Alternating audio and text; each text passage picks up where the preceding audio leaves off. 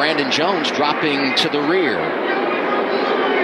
It's a short track Saturday night. Off we go from Martinsville.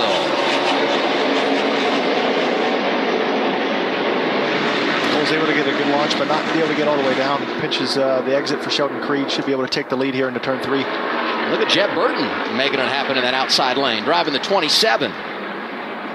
Right, so these are the first laps these guys have made since yesterday. You know, I mean, they sat around all day trying to figure out, okay, what are we going to do to our car? How's the racetrack going to be? So you're kind of learning under fire. Everyone's trying to settle in. Jeb did a really good job of getting down into third, and you see Eric Amarola really working hard to try to clear himself in front of that 5, and he does. Anthony Alfredo, great qualifying effort in the 5 car, driving for Al Motorsports.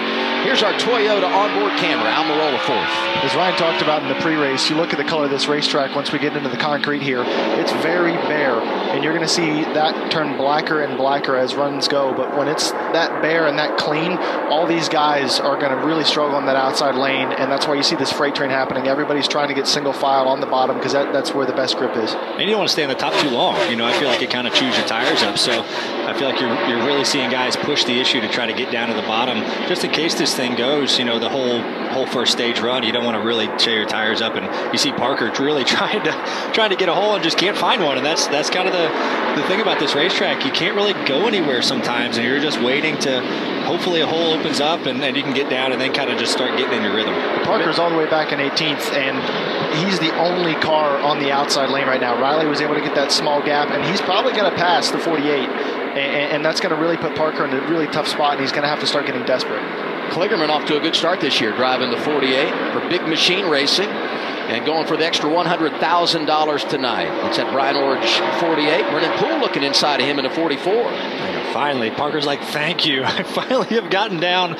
You know, there's so many instances. As you see the 20 go inside of Jeb. I think Jeb's letting him go. 20 pretty fast early. Maybe Jeb's going to learn a little bit from the 20, see where the 20 is a little bit better. I think Almirola's driving angry after you made him mad in that interview a few minutes ago.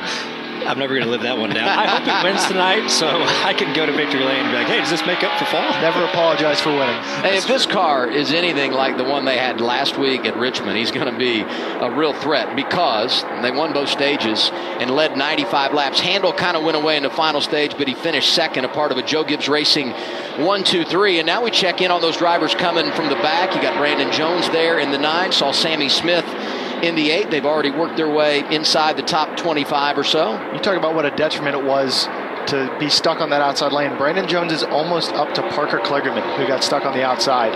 He's only 2 cars behind him as we see a lot of contact in 3 and 4. Spin out. That's Dexter Bean in the 92 going around.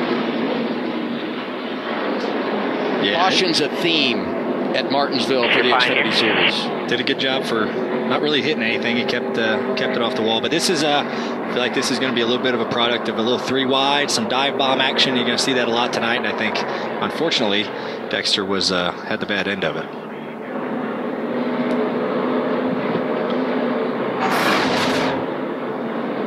Yeah, so Sammy Smith gets a really good run off of 2, decides to take the 6 and the 92 3 wide, and room runs out really quick here. Yeah, I don't think those guys were quite ready for that. I don't think it was a bad move from Sammy's part. I mean, he started at the back, but I don't think anyone was ready for that move.